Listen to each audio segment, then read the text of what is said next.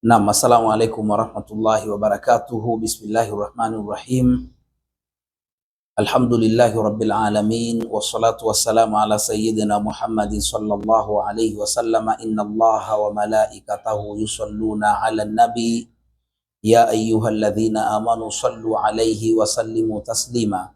Wa ahsanu minka lam tara qattu aini wa ajmalu minka lam talidin nisa'u khuliqta mubarra'a min kulli aibi ka'annaka kadi khuliqta kama tasha'u. Ahlan wa sahlan wa marhaban bikum ayyuhal mustami'una wal mushahiduna al-kiram. Watazamaji wapenzi, karibuni sana katika mwendelezo wa darsa za tafsiri za sura za Qur'ani, na leo tutaanzia sura ya 76 biidhnillahi taala. Lakini ni kuombe, kama ndio mara yako ya kwanza kuingia katika chaneli yetu, usisahau kusubscribe, kulike na kushare video zetu. Na ndugu zangu watazamaji, wanawazuoni wanasema mwenye kuota yuasoma suratul Insan, ambao ni sura ya 76, ni sura ya 76. Wanasema wuffiqa lisakhai wa ruziqa shukra wa tabat hayatuhu. Wanasema ndoto hiyo maana yake atafikishwa, yani Mwenyezi Mungu atamjalia ukarimu. Wuffiqa lisakhai, Mwenyezi Mungu atamjalia ukarimu, atakuwa ni mtu mkarimu sana. Wa ruziqa ashukuru, na kadhalika Mwenyezi Mungu atamjalia shukurani, atakuwa ni mtu mwenye kushukuru. Wa tabat hayatuhu, na maisha yake yatakuwa mazuri. Wa tabat hayatuhu, na maisha yake yatakuwa ni maisha mema, maisha mazuri. Taib, ama mwenye kuota yuasoma suratul Mursalat, wanasema wanawazuoni, mwenye kuota yuasoma suratul Mursalat, wanasema wusi'a alaihi fi rizqihi. Ndoto hiyo inamaanisha atapanuliwa riziki yake. Yani ukiota unasoma suratul Mursalat ambao ni sura ya 77, basi Mwenyezi Mungu atakupanulia riziki zako, milango yako ya riziki Mwenyezi Mungu ataipanua na utapata riziki kwa wingi kabisa biidhnillahi subhanahu wa ta'ala. Lakini wanaendelea wanasema, na mwenye kuota yuasoma suratul Nabai, mwenye kuota yuasoma suratul Nabai ambao ni sura ya 78, wanasema adhuma sha'anuhu. Jambo la kwanza, ndoto hiyo inamaanisha itatukuka hadhi yake. Adhuma, itatukuka, itakuwa adhim. Sha'anuhu, hadhi yake. Wantashara dhikruhu biljamili, na zitaenea, manake zitaenea sifa zake njema. Manake huyu mtu atasifika kwa watu kwa sifa njema, na hizo sifa zake zitaenea katika jamii.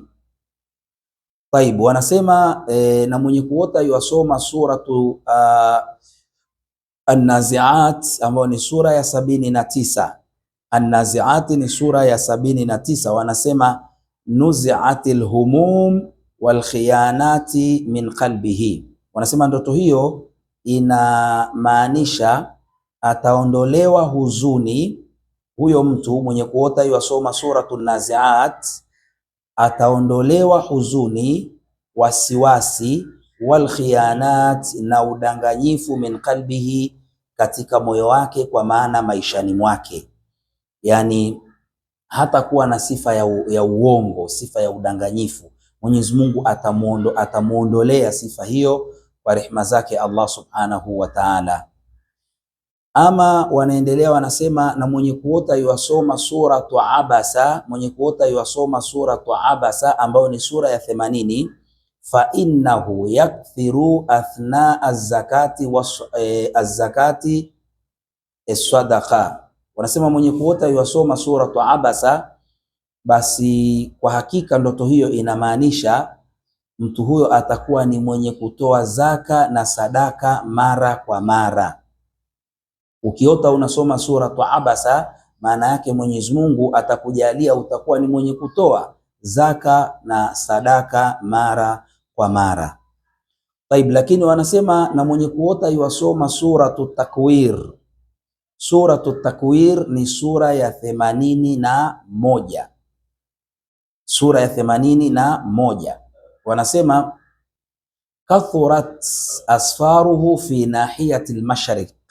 Ndoto hiyo inamaanisha kwamba atasafiri mara nyingi, fi nahiyati al-mashriq, upande wa mashariki, yani mara nyingi atakuwa ni mtu mwenye kusafiri safiri, lakini upande wa mashariki ya dunia.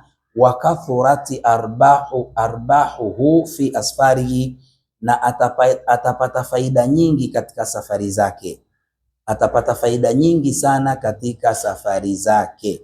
Mwenye kuota yuwasoma suratu Takwir ambao ni sura ya 81. Mwenyezi Mungu atamjalia atakuwa ni mtu mwenye kusafiri sana, atasafiri mara nyingi upande wa mashariki, lakini pia safari zake atapata faida nyingi sana fi asfarihi, katika safari zake. Taibu, wanasema na mwenye kuota yuwasoma suratul Infitar. Suratul Infitar ni sura ya 82. Wanasema qarabahu salatini wa akramuhu. Ndoto hiyo inamaanisha atakaribishwa, qarabahu, atakaribishwa salatin, na watawala, yani masultan, watawala watakuwa wakimkaribisha mara kwa mara. Wa akramuhu, na watamkirimu, kwa maana atapewa heshima na watawala, watamuheshimu watawala. Mwenye kuota yuwasoma suratu al-Infitari ambayo ni sura ya 82. Tayib, wanaendelea wanasema na mwenye kuota yuwasoma suratul Mutaffifina ambayo ni sura ya 83. Wanasema ndoto hiyo inamaanisha ruziqal amana wal wafaa wal adla.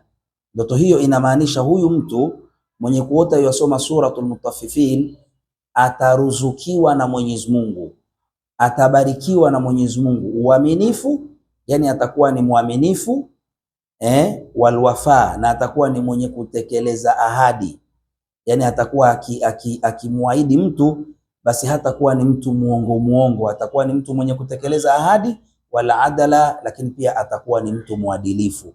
Na Allah, ndugu zangu, ametuamrisha uadilifu, inna Allaha ya'muru bil adli wal ihsan. Hakika Mwenyezi Mungu anaamrisha uadilifu, tunatakiwa tuwe waadilifu.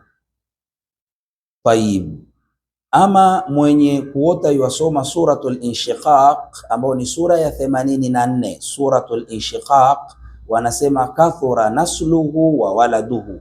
Ndoto hiyo inamaanisha atapata utaongezeka uzao wake, kathura kwa maana utaongezeka, nasluhu uzao wake, wa waladuhu na watoto wake, atapata watoto wengi na uzao utaongezeka biidhnillahi subhanahu wa ta'ala. Mwenye kuota usingizini wasoma suratul Inshiqaq ambayo ni sura ya 84. Kwa kumalizia ndugu zangu, ndoto ya mwisho ni sura ya 85 ambayo ni suratul Buruji. Wanasema mwenye kuota yuwasoma suratul Buruj ambayo ni sura ya 85, faza minal humumi wa ukrima binaw'in minal ulumi.